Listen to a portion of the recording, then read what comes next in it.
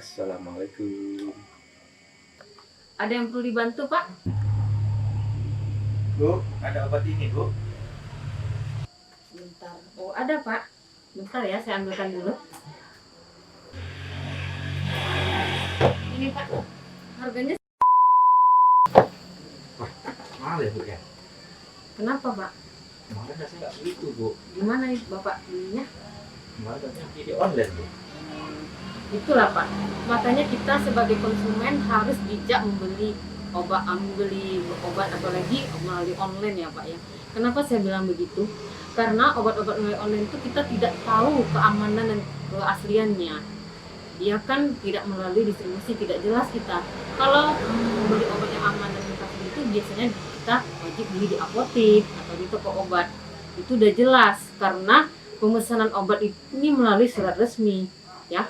Jadi kenapa begitu? Karena kalau kita membeli obat ini kita harus tahu dulu apa itu, dengan cara menilainya dengan klik 4 ya, Pak. KLIK. Klik. K yang pertama itu adalah kita menentukan kemasannya. Apakah seperti ini kemasannya bagus ya? Yang saya jual ini. Kalau dari online kita nggak tahu nih, harus kita tentuin dulu kemasannya. Apakah sobek, apakah peot, kita nggak tahu.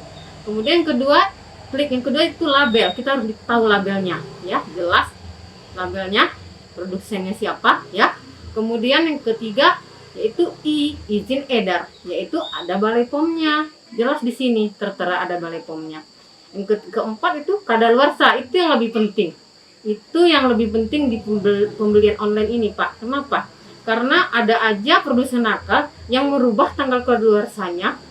Sebenarnya obat itu sudah expired, tapi dihapusnya. Kita kan tidak tahu.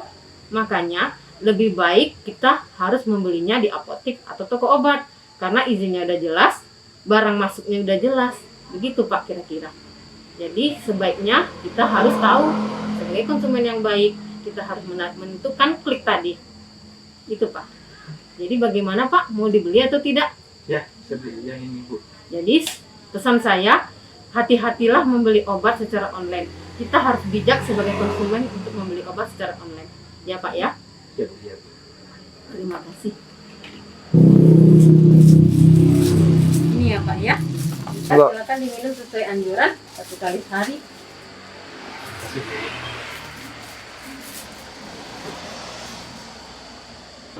Assalamualaikum warahmatullahi wabarakatuh.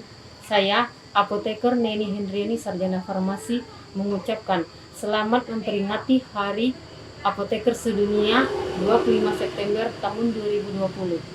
Dengan memperingati Hari Apoteker Sedunia, marilah kita sebagai konsumen bijak dalam membeli obat secara online.